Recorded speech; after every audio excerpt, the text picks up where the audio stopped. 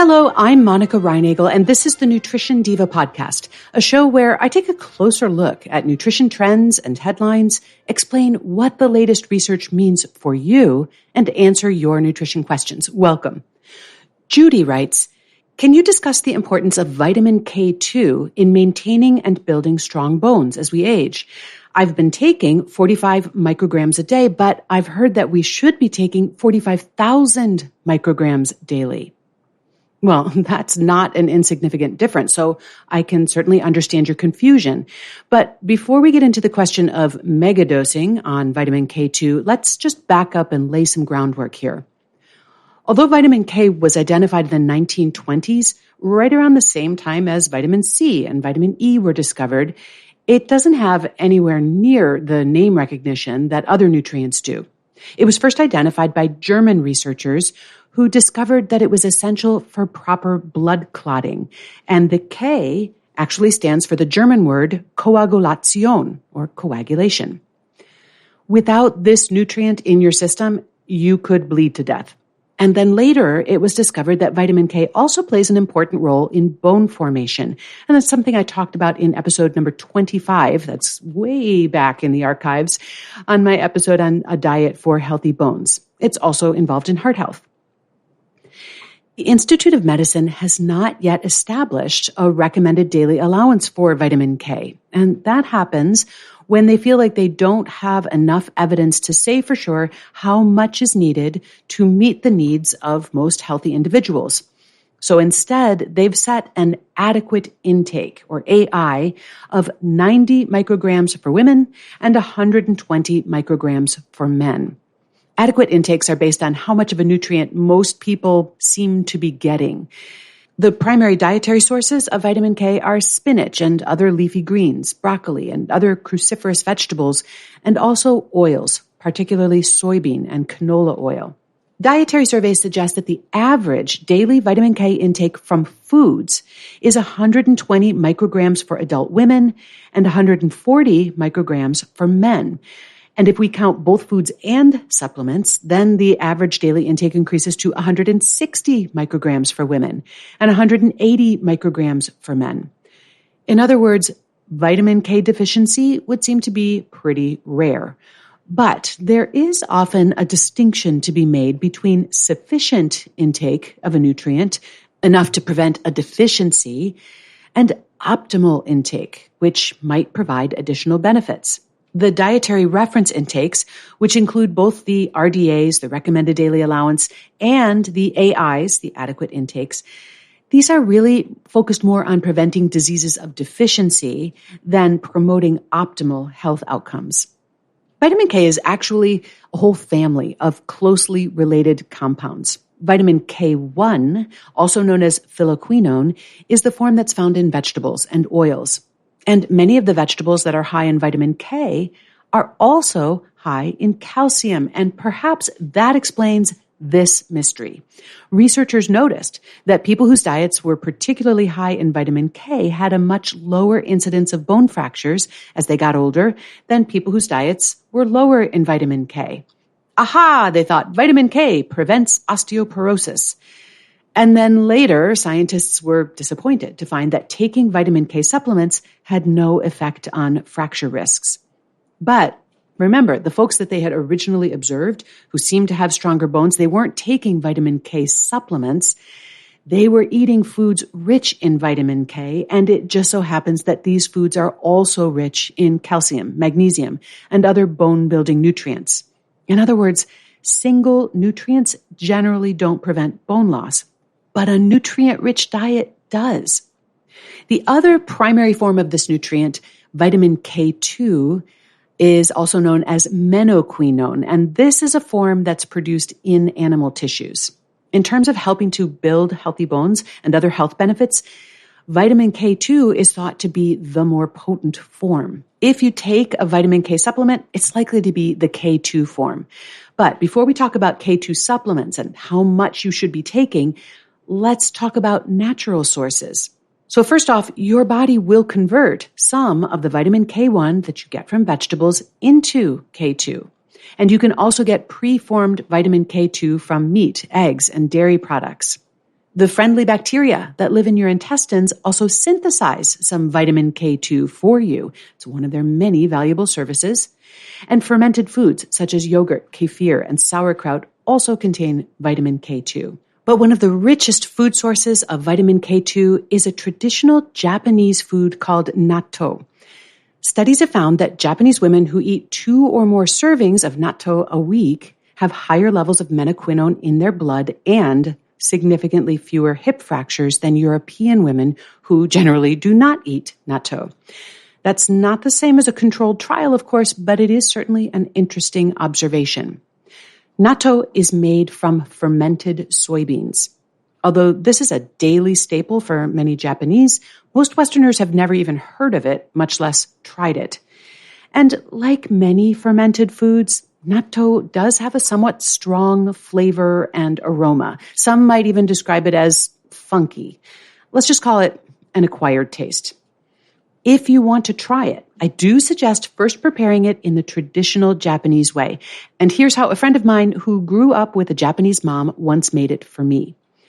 You whisk together 1 raw egg with 4 tablespoons of low-sodium soy sauce, 1 teaspoon sesame oil, 1 teaspoon prepared mustard or wasabi, and 1 finely chopped green onion or scallion. Then you combine the natto with the sauce mixture and spoon it over hot white rice. And the result is a flavorful, savory dish that you can enjoy as a light lunch, snack, or appetizer.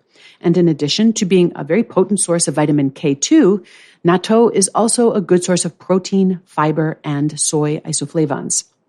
You can vary the proportions of soy sauce, sesame, and mustard to suit your taste. And the raw egg is traditional, and it does do a lot to mellow the flavor of the raw natto. You can omit this, though, if you have any concerns about eating raw eggs, or you could use eggs that have been pasteurized in the shell. You'll find natto at Asian grocers or sometimes health food stores. It's usually sold frozen or in vacuum-sealed pouches. If you can't find it locally, there are several online Japanese and Asian grocers who will ship it to you. It's very inexpensive, about $1 per serving. And serious do-it-yourselfers can even make it at home using dried soybeans and natto spores. And you can get both the spores and the instructions from a site called culturesforhealth.com.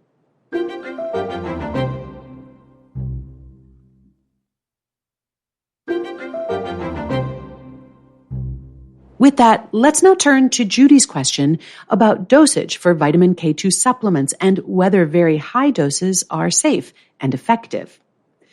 In general, vitamin K is thought to be quite safe, even in very high amounts. The Institute of Medicine hasn't set a tolerable upper limit for this nutrient, and it has been widely used at very high doses to treat or prevent osteoporosis, particularly in Japan. That said, there are a few people who should not take vitamin K at all. Vitamin K will interfere with the medication Coumadin, or the brand name warfarin, and that's a drug that's used to prevent blood clots. So those two things should not be combined. And in fact, people who take Coumadin also need to be mindful of their intake of foods that are high in vitamin K, such as broccoli. They don't necessarily need to avoid those foods, which are otherwise quite healthful and nutritious, but they do need to keep their dietary intake of vitamin K consistent so that their medication can be correctly calibrated to that typical intake. And if you have any sort of clotting disorder, you'd also want to be extremely careful with vitamin K supplements. That's definitely a check-in with the doctor kind of a situation. However, for those without any of those complicating factors, what is the case for high-dose K2 supplementation? As I mentioned earlier, high-dose vitamin K2 has been used in Japan as a prescription medication to treat and prevent bone loss.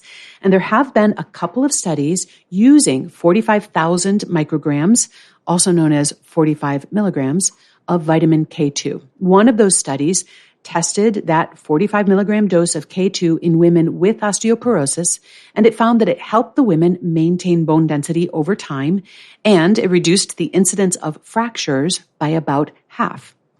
The other study compared high-dose K2 to an osteoporosis drug, and it found that K2 was not quite as effective in maintaining bone density. However, it reduced the risk of spinal fractures to a similar extent as the osteoporosis medication, and it did have fewer side effects. Now, one big limitation of these studies is that all of the subjects were postmenopausal Japanese women with osteoporosis.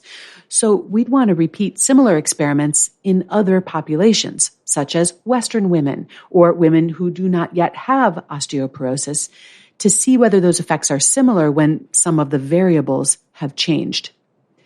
At this point, I would characterize the research on high-dose K2 as a treatment or a preventive for osteoporosis as promising, but still preliminary. Now, normally when talking about a prescription medication, my next bit of advice would be to talk with your doctor to see what she thinks about whether high-dose K2 might make sense for your situation. However, here in the United States, you do not need a prescription for a high-dose K2 supplement. And vitamin sellers offering high-dose K2 are very quick to cite those two studies that I mentioned in their quote-unquote educational literature. They can't include this information in their marketing materials because it is illegal for them to suggest that any dietary supplement can treat, prevent, or cure a specific disease or condition. But the line between educational materials and marketing, that's mostly a regulatory dance. Suffice it to say that vitamin sellers are very good at getting that information out there, and they're also very good at spinning the story. Because K2 seems to be quite safe, the main danger of overhyping high-dose K2 for osteoporosis would seem to be spending a bunch of money on something that doesn't do much good. If you or your doctor is concerned about your risk of bone fractures or developing osteoporosis, you could certainly share this information with her and talk about whether a K2 supplement makes sense and how much you should consider taking. But if you're just interested in doing what you can to maintain strong, healthy bones as you age, remember that there are a lot of nutrients involved in bone health. It's not just about calcium or vitamin D or vitamin K. It's also about magnesium and boron and so many others. Even protein plays a role. As with so many other things, your best bet really is a varied diet with lots of nutrient-rich foods. So thanks to Judy for her great question. And if you have a question you'd like me to answer, you can email me at nutrition@quickanddirtytips.com. You can also leave me a message at 443-961-6206. As you can see, your question stands an excellent chance of being featured in an upcoming episode. I'd also like to invite you to check out my other podcast. It's called The Change Academy, where we explore the art and science of creating positive behavior change, both in our own lives and also in our workplaces and communities. You can find it on all the major podcast platforms. Just search for Change Academy.